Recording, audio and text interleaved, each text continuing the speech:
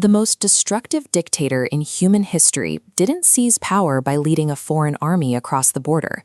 He didn't even overthrow the government in a violent military coup. He was appointed to his position, legally, using the standard mechanisms of a modern democracy. That democracy was the Weimar Republic.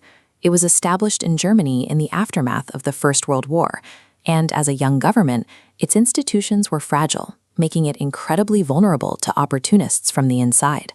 It reveals a very uncomfortable truth about how republics fall. The ultimate threat often doesn't look like an invading army. It looks like a politician waiting for the right moment to turn a country's own legal framework against itself. The groundwork for that collapse was laid in 1919. The Treaty of Versailles formally ended World War I, but burdened Germany with massive financial reparations, stripped away territory, and imposed a humiliating war guilt clause, blaming the German state. By the early 1920s, economic strain triggered severe hyperinflation.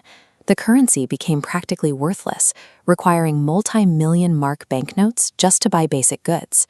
This rapid devaluation wiped out the middle class's savings and severely damaged public trust in the new government. It was in this chaotic environment that Adolf Hitler found his opening. Before the war, he was an isolated, failed artist living in Vienna.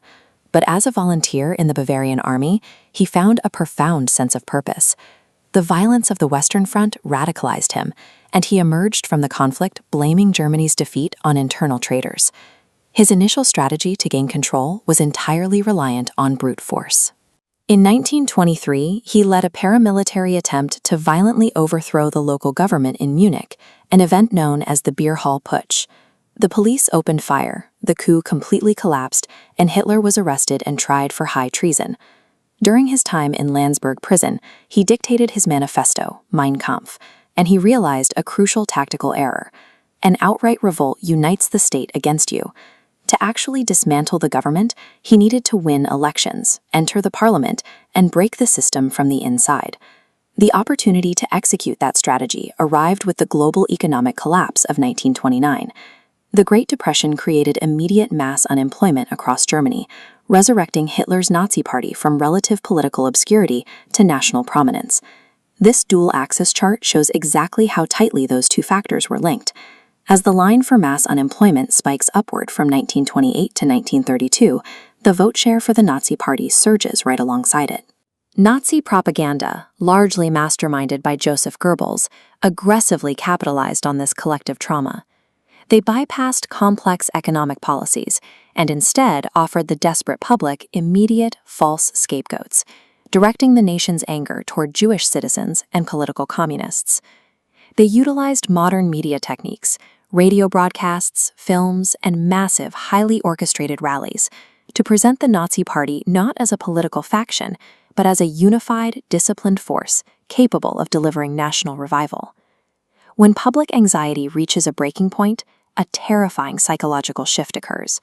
Voters exhausted by instability become entirely willing to surrender their own civil liberties if an authoritarian leader promises swift, decisive solutions to their pain. By the elections of 1932, this strategy had made the Nazis the largest party in the German parliament, the Reichstag. However, they still lacked the absolute majority required to pass laws independently, creating a severe political gridlock. The deadlock was broken by a fatal miscalculation.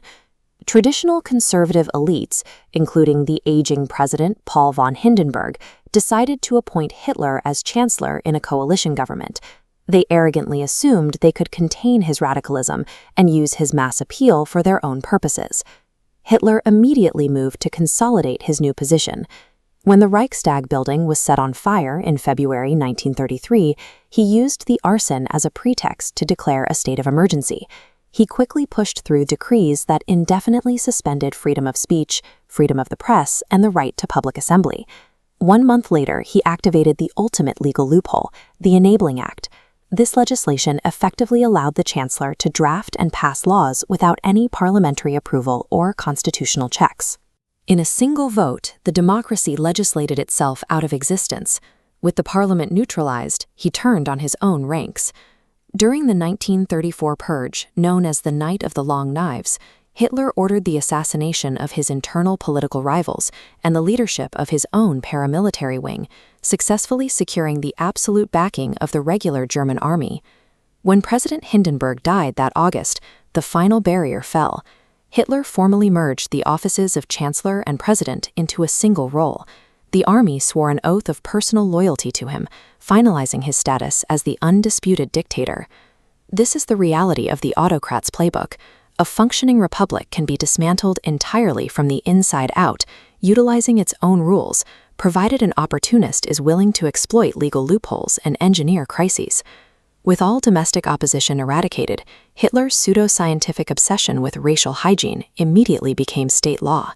The 1935 Nuremberg laws systematically stripped Jewish Germans of their citizenship, banned intermarriage, and institutionalized widespread, aggressive discrimination. Simultaneously, he began reclaiming territory to fulfill his demand for expansion. He remilitarized the Rhineland and annexed Austria, moves that were met with minimal resistance from the international community.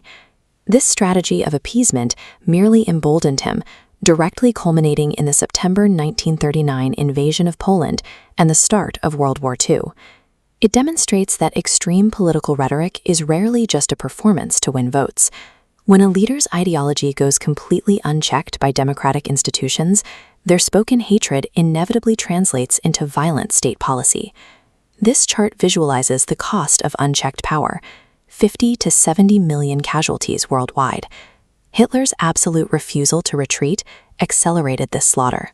Alongside military destruction, the state orchestrated the final solution: the systematic murder of 6 million Jews, plus millions of Romani, disabled, and political prisoners.